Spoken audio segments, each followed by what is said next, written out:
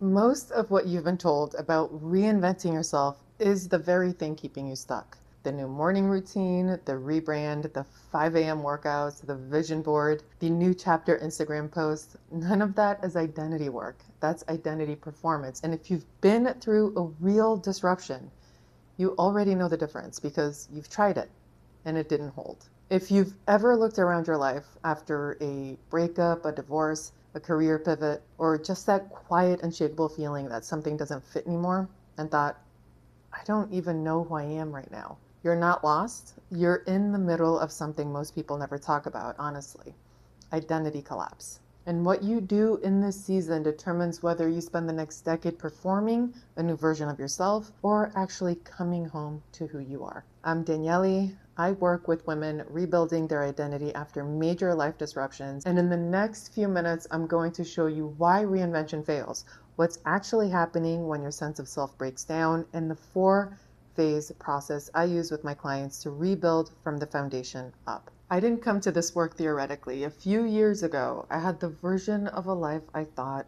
I was supposed to want. I was one of the highest paid managers in a luxury brand, helping develop not only other leaders, but their employees, a career I had worked for years. And on paper, it worked. But in my body, it didn't. And when it fell apart, and it did fall apart, my first instinct was to rebuild, and fast. I found a new city, new goals, new morning routine, new everything. I was performing recovery before I'd even let myself grieve. And it didn't work because I wasn't rebuilding, I was running.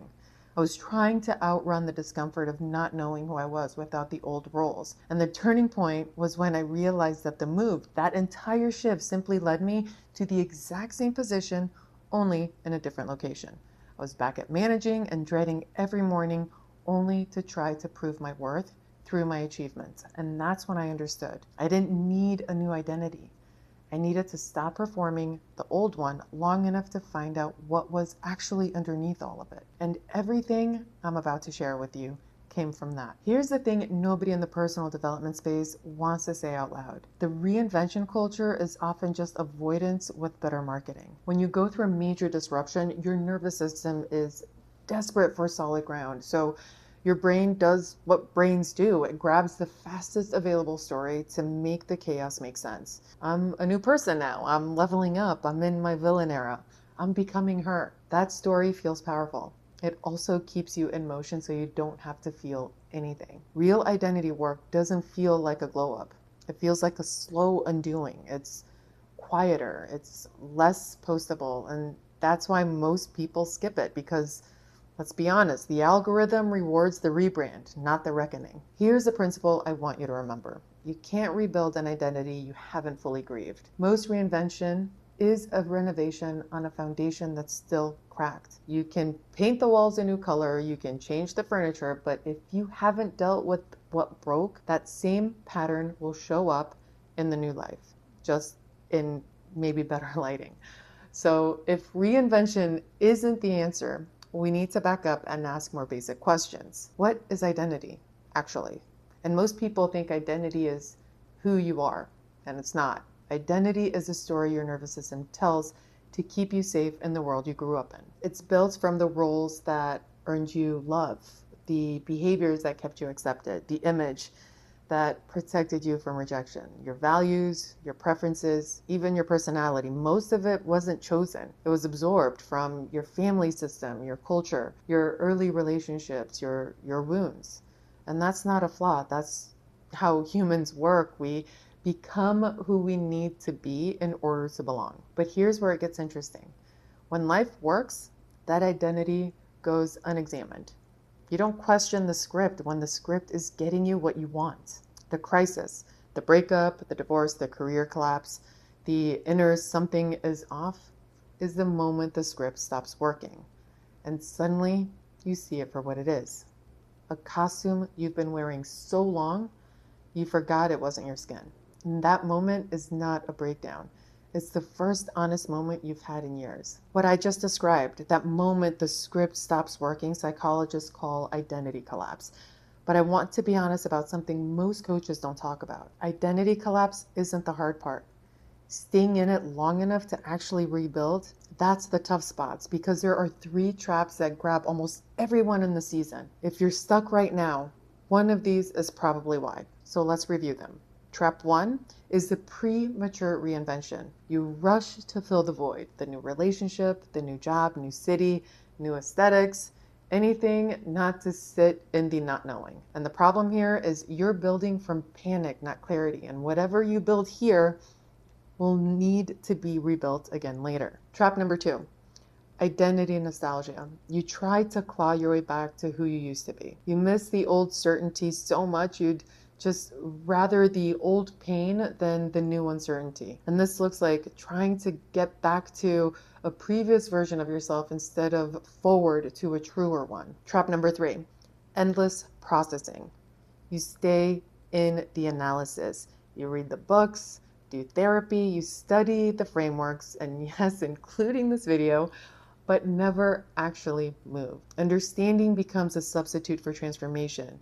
Insight without integration is just sophisticated avoidance. Now, if you recognize yourself in one of those, I want you to know that's not failure, that's a pattern. And the good news is that patterns can be interrupted, which brings us to what rebuilding actually looks like when you do it on purpose. Identity rebuilding moves through 4 specific phases. Most people try to skip 3 of them, so make sure you don't. All right, phase 1 is recognition. This is the moment you stop pretending the old identity still fits.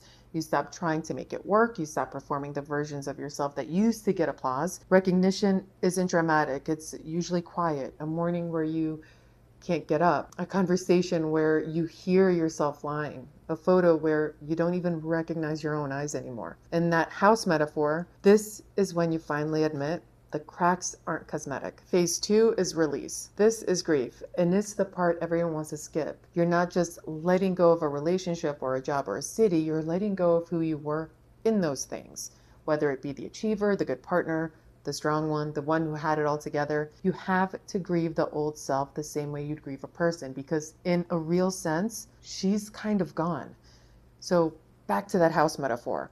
This is a demolition, and demolition is loud, it's ugly, and it's also very necessary. Phase 3, reconstruction. This is where most identity content starts, and that's why most identity content fails. You can't reconstruct on grief you haven't moved through. But once you have, this phase is sacred. You're asking, what values are actually mine? What desires are mine and not inherited? What do I want when no one's watching? This isn't about choosing a new aesthetic. It's about choosing a new operating system. Back to that house metaphor. This is laying the foundation. It's slow, it's unglamorous, but it's structural. You can't skip this. Phase 4. Integration. This is where the new identity stops being a concept and becomes a life. Your relationships reflect it. Your boundaries reflect it. You stop having to try to be the new version. You just are her. The work moves from your head to your nervous system. And in that metaphor, you've moved in. And for the first time in a long time, the house feels like yours. And here's what I want you to notice. You can't rush this. And you can't skip phases. Every time I've seen someone try, they end up back at phase 1 within 18 months, usually after the next disruption forces them to do the work that they've been avoiding. Here's what I want you to take from all of this. Rebuilding your identity isn't about becoming someone new. It's about becoming someone true. What falls away in these seasons isn't the real you. It's the constructed you, the people pleaser, the performer, the achiever, the one who learned to earn love by being useful, impressive, low maintenance, easy. Underneath all of that, there is a self that's been waiting.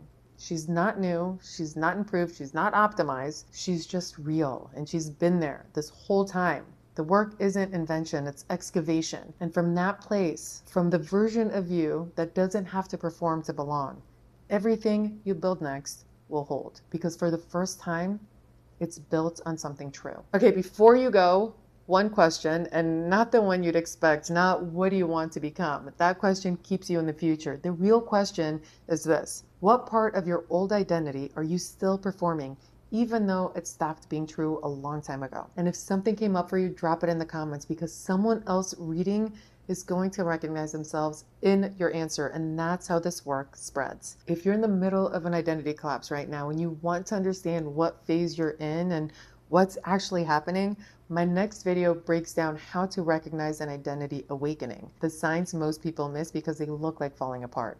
So be sure to subscribe here so that you don't miss it when it comes out. Until then, keep smiling.